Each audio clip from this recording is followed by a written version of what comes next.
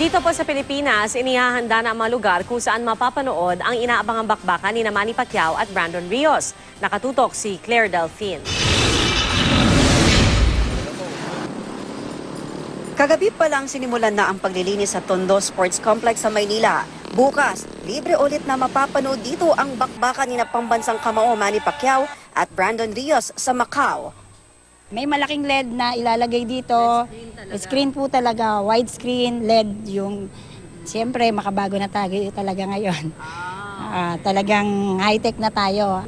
Indian seat na lang para mas maraming ma-accommodate na manonood kay Pacquiao. Sa fully air-conditioned na complex din daw manunood ng laban sina Senator Jinggoy Estrada at Manila Vice Mayor Isko Moreno. Nakahanda na rin ang iba pang lugar kung saan mapapanood ang laban, partikular sa Maynila kung saan nakagayak na ang ilang sports complex at court. Si Ronnie De Guzman, bubuksan ng maaga ang kanyang sports bar. Alam mo, hindi mo na kailangan ibenta si Pacquiao eh. He sells for himself. So whenever there's a Pacquiao fight, walang tao sa kalsada, everybody's in a theater, everybody's in front of a TV screen. Especially now that we're looking for a hero. Sa panahon ng trahedya, malaki raw talaga ang maitutulong ng pagkapanalo ng nag-iisang pambansang kamao.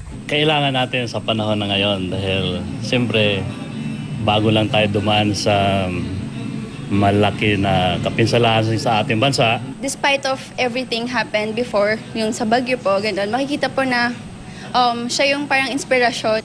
Claire Delfin, Nakatutok, 24 Oras.